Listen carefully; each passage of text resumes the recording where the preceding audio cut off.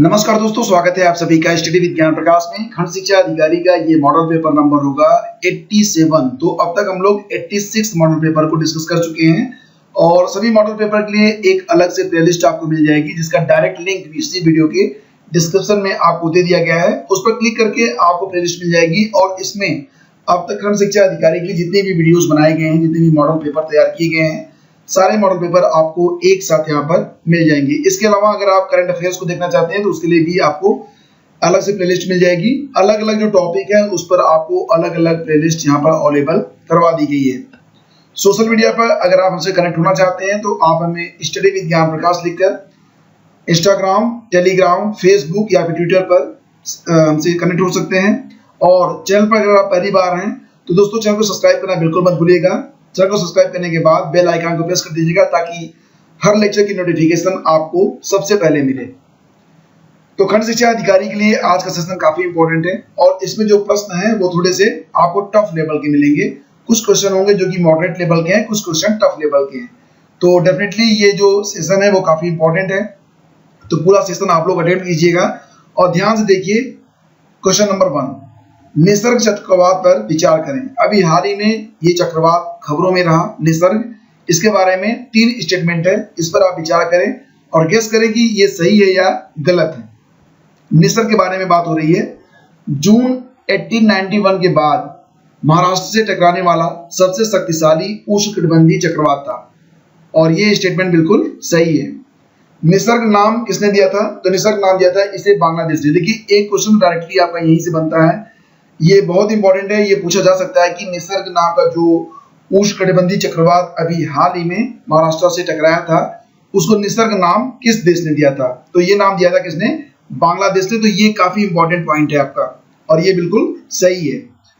यह 3 जून को महाराष्ट्र में भारत के पश्चिमी तट से टकराया था। तो तारीख याद रखना कि ये जून के महीने में, जून 2020 में महाराष्ट्र में टकराया था भारत के पश्चिमी तट से। तो यानी कि जो कथन 1, 2 और 3 है, तीनों ही यहाँ पर सही है और इसलिए हम यहाँ पर आंसर लगाएंगे ऑप्शन डी, यानी कि उपरोक्त सभी कथन यहाँ पर सही है। भारत का एकमात्र मल्टी मॉडल कार्गो टर्मिनल, इसको कहते हैं आप एमएमटी, ठीक है, MMT, multi modal cargo terminal, Hooghly नदी पर स्थित है। अब यहाँ पर आपको ये विचार करना है कि क्या ये स्टेटमेंट सही है। तो फ्रेंड्स, भारत का जो एकमात्र मल्टी मॉडल कार्गो टर्मिनल है वो हुगली नदी पर नहीं है। जो पहला वाला था ये कहाँ बना था? ये वाराणसी में बना था, ठीक है। तो पहला जो एमएमटी टर्मिनल है, मल्टी मॉडल कार्गो टर्मिनल, ये कहाँ पर है? ये वाराणसी में बनाया गया था, ये आप याद रखना, ठीक है। और जो हुगली नदी पर है तो ये दूसरा वाला है, यानी कि जो पहला स्टेटमेंट है ये सही नहीं है। दूसरा स्टेटमेंट है टर्मिनल भारतीय अंतर्देशीय जल मार्ग प्राधिकरण यानी कि IWAI, inland waterways authority of India द्वारा बनाया गया है, जो अब जल मंत्रालय के अंतर्गत कार्य करता है। तो यहाँ पर एक बात याद रखना कि ये जो टर्मिनल है MMT, multi modal cargo terminal, ये जो है IWAI के द्वारा बनाया गया है, लेकिन IWAI जो है वो जल शक्ति मंत्रालय के अंतर्गत कार्य नहीं करता है, बल्कि ये किसके अंतर्गत काम करता है? ये शिपिंग मिनिस्ट्री के अंतर्गत कार्य करता है, ठीक है। तो यहाँ पर जो दोनों ही विकल्प है, यानी कि विकल्प 1 और विकल्प 2, तो इसके कथन में कहीं न कहीं थोड़ी सी त्रुटि है, इसलिए दोनों ही विकल्प सही नहीं है। तो हम आंसर करेंगे ऑप्शन सी को, ठीक है। तो देखिए इस प्रकार के प्रश्न आपको डेफिनेटली देखने को मिलेंगे यूपीएससी, यूपीपीएससी और अन्य परीक्षाओं में भी। और इस प्रकार के जो प्रश्न होते हैं वो डायरेक्टली आपको कई सारे क्वेश्चंस एक साथ डिस्कस करवा देते हैं। इसलिए मैं ऐसे प्रश्न लेकर आता हूं ताकि जो नंबर ऑफ क्वेश्चंस हैं उसको बढ़ाने से बेहतर है कि एक अच्छा डिस्कशन आपको मिल जाए और अच्छे पॉइंट्स आपको मिल जाएं, ठीक है। तो इसमें सही जवाब बनेगा आपका ऑप्शन सी। और इस लेक्चर की पीडीएफ अगर आप डाउनलोड करना चाहते हैं तो इसके लिए आपको हमारे टेलीग्राम चैनल को ज्वाइन करना होगा। डायरेक्ट लिंक वीडियो के डिस्क्रिप्शन में आपको मिल जाएगा। अगला क्वेश्चन होगा कि इनमें से कौन सा भारतीय संसदीय व्यवस्था में एकात्मक तत्व है? Unitary element in Indian federal system, which one of the following, ठीक है। तो यहां पर देखेंगे तो 6 एलिमेंट दिए गए हैं। डिसेंट्रलाइजेशन ऑफ पावर्स, ठीक है। दूसरा है अपॉइंटमेंट ऑफ गवर्नर्स। तीसरा है अनइक्वल रिप्रेजेंटेशन इन राज्यसभा। चौथा है जुडिशियल रिव्यू। पांचवा ऑल इंडिया सर्विसेज और छठा कौन सा है? By cameral legislature. सबसे पहले बात करते हैं डिसेंट्रलाइजेशन ऑफ पावर्स, ठीक है। तो जैसा कि आप जानते हैं कि जो शक्ति का विभाजन है वो केंद्र से लेकर राज्यों में मतलब होता गया है, तो ये तो यूनिटरी एलिमेंट नहीं होगा, तो पहला जो है ये नहीं होगा। दूसरा है अपॉइंटमेंट ऑफ गवर्नर्स। तो जैसा कि आप जानते हैं कि प्रत्येक राज्य में एक गवर्नर या फिर डिप्टी गवर्नर, जिसको आप एलजी कहते हैं, लेफ्टिनेंट गवर्नर, तो उनकी नियुक्ति की जाती है। तो ये जो गवर्नर्स होते हैं वो डायरेक्टली जो राष्ट्रपति होता है, प्रेसिडेंट होता है, उसके अंडर काम करते हैं, उनके द्वारा इसकी नियुक्ति की जाती है, इसलिए ये तो आपका यूनिटरी एलिमेंट में आएगा। तो ये जो ऑप्शन 2 है ये आ जाएगा। तो जिस जिस विकल्प में ऑप्शन 2 है उसको हम सोचेंगे कि अभी ये विकल्प सही हो सकते हैं।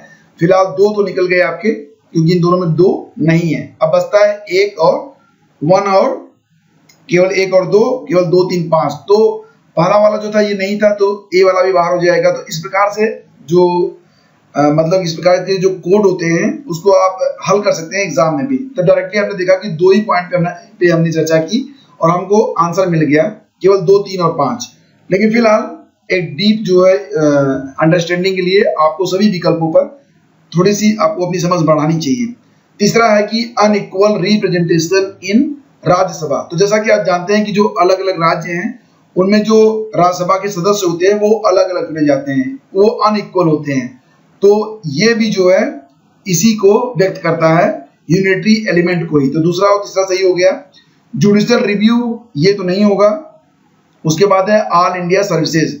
जैसा कि आप जानते हैं कि राज्यसभा में ऑल इंडिया जो सेवाएं होती है, अखिल भारतीय जो सेवाएं होती हैं, उसका निर्माण किया जाता है। फिर जो लोकसभा होता है उसके द्वारा इसको पारित किया जाता है। तो ये जो होता है वो आर्टिकल किसके द्वारा होता है, इसका वर्णन मिलता है हमें आर्टिकल 312 में मिलता है, ठीक है।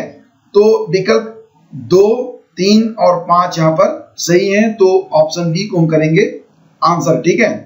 चलिए आगे बढ़ते हैं। अगला क्वेश्चन होगा कि निम्न कथनों पर विचार करें।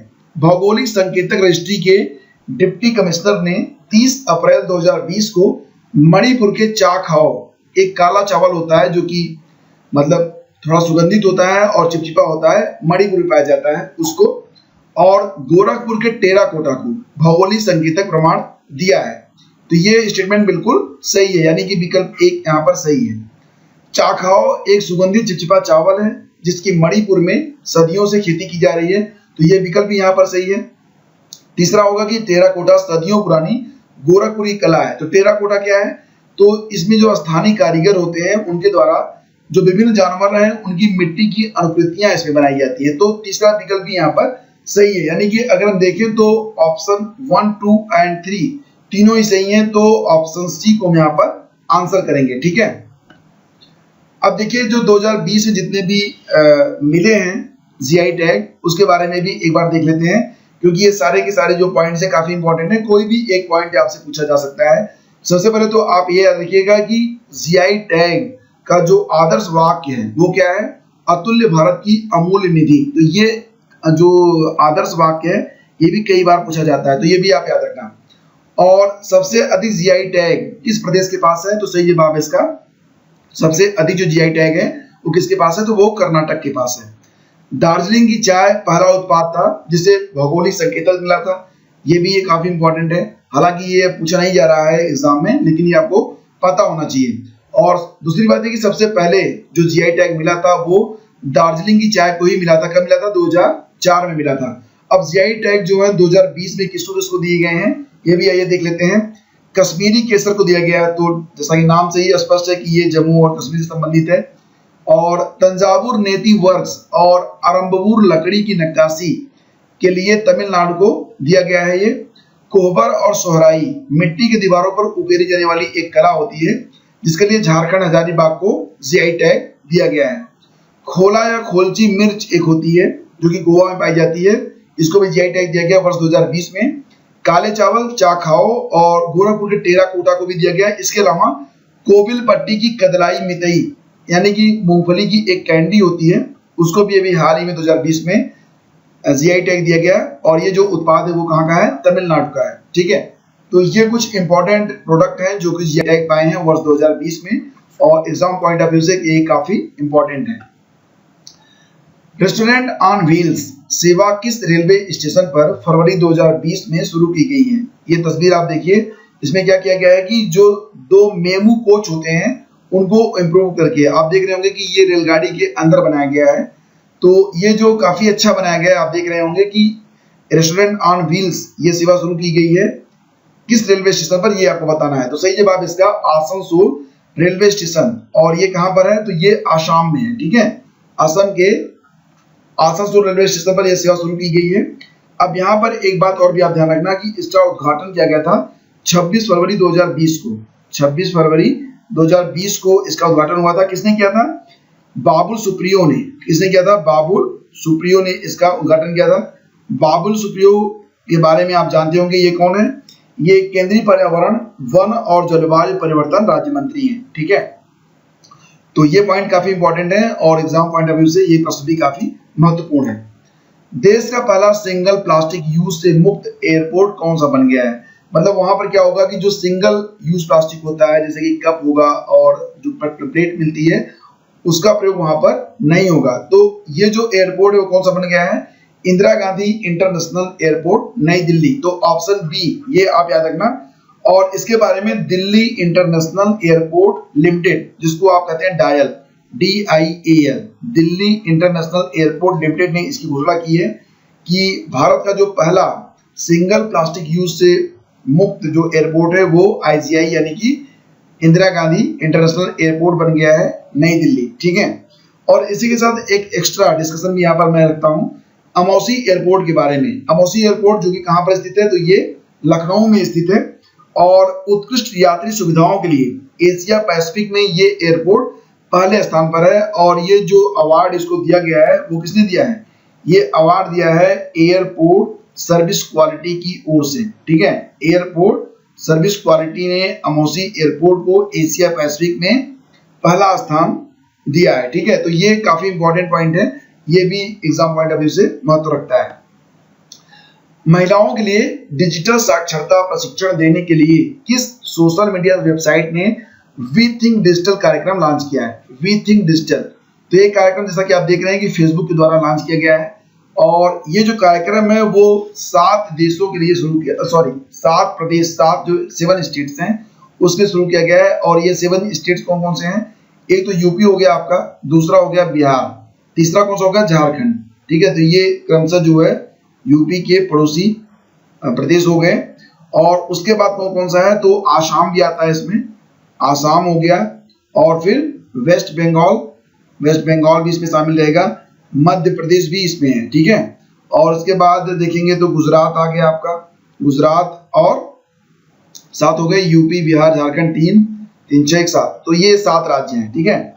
तो इनमें जो वी थिंक डिजिटल, ये फेसबुक ने एक कार्यक्रम शुरू किया है और इसकी शुरुआत हुई है 11 फरवरी 2020 को। अच्छा, आपके मन में एक स्वाभाविक सा सवाल आना चाहिए कि फेसबुक की स्थापना कब हुई थी? तो फ्रेंड्स, जैसा कि आपको पता ही होगा, फेसबुक का उपयोग आप डेफिनेटली करते होंगे और इसकी स्थापना हुई थी फरवरी 2004 में। और इसके जो CEO हैं वो कौन है? मार्क जुकरबर्ग, ठीक है। तो ये तो आपको पता ही होगा मार्क जुकरबर्ग के बारे में। यूट्यूब कब शुरू हुआ था? यूट्यूब शुरू हुआ था 14 फरवरी 2005 को, ठीक है, याद रखना। यूट्यूब 14 फरवरी 2005 को शुरू हुआ। इंस्टाग्राम जो है ये 2010 में शुरू हुआ है, अक्टूबर 2010 में। और ट्विटर की शुरुआत कब हुई थी? 2006 में हुई थी, ठीक है। तो क्रमशः देखते हैं, फेसबुक की शुरुआत होती है 2004 में, उसके बाद आता है यूट्यूब की शुरुआत होती है 2005 में, फिर आता है ट्विटर की शुरुआत होती है 2006 में, और फिर आता है इंस्टाग्राम। तो इंस्टाग्राम भी काफी लोकप्रिय हो गया है, हालांकि इसकी शुरुआत हुई थी वर्ष 2010 में। तो ये जो मतलब स्टार्टिंग ईयर है, इसको भी आप ध्यान में रखिए। डेमोक्रेसी इंडेक्स 2019 में भारत की रैंक क्या है? ठीक है, तो यहाँ पर एक स्वाभाविक सा सवाल बनता है कि डेमोक्रेसी इंडेक्स को जारी कौन करता है? तो जैसा कि आपको पता होना चाहिए कि डेमोक्रेसी इंडेक्स को EIU के द्वारा, इकोनॉमिस्ट इंटेलिजेंस यूनिट के द्वारा जारी किया जाता है, ठीक है। और इसकी शुरुआत कब से हुई थी? इसकी शुरुआत हुई थी वर्ष 2006 से। और फिलहाल डेमोक्रेसी इंडेक्स 2019 में भारत की रैंक क्या है, ये क्वेश्चन यहाँ पर पूछा गया है। तो सही जवाब है उपरोक्त में से कोई नहीं। एक्चुअली जो डेमोक्रेसी इंडेक्स है उसमें जो भारत की रैंक है वो कितनी है 51 है, ठीक है। सॉरी, इसका सही जवाब होगा ऑप्शन बी 51। डेमोक्रेसी इंडेक्स 2019 में भारत की रैंक क्या है 51 है। डी नहीं होगा, बी होगा। मैं दोबारा से बता देता हूँ, बी सही है, 51 है। और 2018 की तुलना में ये 10 अंक की गिरावट हुई है। 2018 में भारत जो था वो 41वें स्थान पर था। हालांकि ये जो इंडेक्स है 2019 में 51वें स्थान पर है। तो ये जो इंडेक्स जारी हुआ था वो जनवरी 2020 में जारी किया गया था, ठीक है। और सबसे बड़ी बात है कि भारत का सबसे न्यूनतम डेमोक्रेसी स्कोर भी 2019 में ही रखा गया है, मतलब आया है, और वो कितना है 6.9, ठीक है। और ये जब डेमोक्रेसी इंडेक्स जारी होता है तो इसमें कुल कितने देश शामिल किए जाते हैं, तो कुल देश जो शामिल होते हैं उनकी संख्या होती है 165। और इंडिया का जो सर्वाधिक स्कोर रहा वो कब रहा था 2014 में रहा था, ठीक है। और कितना रहा था 7.92। और प्रथम स्थान पर कौन है, तो प्रथम स्थान पर आ जाता है नॉर्वे, और उसके बाद आता है दूसरे स्थान पर आता है आइसलैंड, ठीक है। और तीसरे स्थान पर कौन सा देश आता है, स्वीडन आ जाता है, ठीक है। और पाकिस्तान के बारे में बात कर लेते हैं, हमारा पड़ोसी भाई। तो पाकिस्तान जो है 4.25 अंक के साथ 108वें स्थान पर है। और चीन के बारे में बात करें तो चाइना में तो डेमोक्रेसी है ही नहीं, बिल्कुल, वहां पे 2.26 अंक प्राप्त हुए हैं और स्थान है 153, ठीक है। तो ये है डेमोक्रेसी इंडेक्स 2019 में भारत की रैंक 51। वैश्विक सामाजिक गतिशीलता सूचकांक 2020 में भारत का स्थान क्या है। Rank of India in global social mobility index 2020, तो 65, 76, 70 या फिर 80। सही जवाब इसका क्या होगा, तो देखिए ग्लोबल सोशल मोबिलिटी इंडेक्स 2020 में भारत की जो रैंक है वो कितनी है 76 है, ठीक है। तो ये जरूर आप याद रखना। और उसके बाद क्रम से आगे बढ़ते हैं। तो इस सूचकांक में भारत को 76वां स्थान प्राप्त हुआ है और भारत का स्कोर कितना रहा 42.7। 20 जनवरी 2020 विश्व आर्थिक मंच यानी कि WEF के द्वारा पहला वैश्विक सामाजिक गतिशीलता सूचकांक जारी किया गया और इस सूचकांक में 82 देशों को शामिल किया गया है। डेनमार्क को शीर्ष स्थान प्राप्त हुआ है। डेनमार्क के अलावा जो शीर्ष देश हैं वो हैं नॉर्वे, फिनलैंड और स्वीडन। पहले स्थान पर डेनमार्क, फिर नॉर्वे, डेनमार्क, फिर नॉर्वे, फिर फिनलैंड और फिर स्वीडन।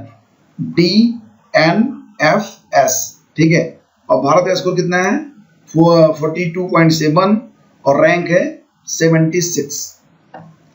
ट्रांसपेरेंसी इंटरनेशनल के भ्रष्टाचार अवधारणा सूचकांक में भारत की रैंक क्या है।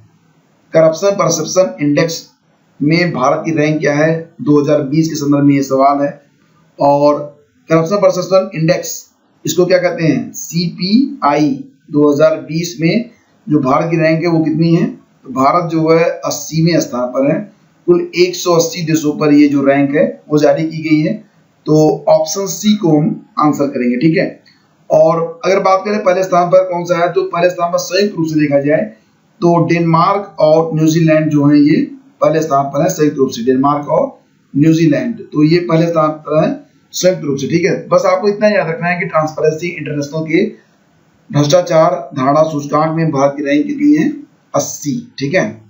तो फ्रेंड्स ये वीडियो अगर आपको पसंद आया तो इसे अधिक से अधिक लाइक और शेयर आप लोग कर दिया करें, क्योंकि आपकी एक एक लाइक हमें बहुत अधिक मोटिवेट करती है कि हम आपके लिए रेगुलर वीडियोस लेकर आते रहें, ठीक है। और सोशल मीडिया पर अगर आप हमसे कनेक्ट होना चाहते हैं तो आप हमें स्टडी विद ज्ञान प्रकाश लिखकर फेसबुक और इसके अलावा इंस्टाग्राम, टेलीग्राम आदि पर भी हमसे कनेक्ट हो सकते हैं। इस लेक्चर की PDF आपको मिल जाएगी हमारे टेलीग्राम चैनल से। डायरेक्ट डाउनलोड लिंक आपको मिल जाएगा वीडियो के डिस्क्रिप्शन में। Thank you so much, have a great day, जय हिंद।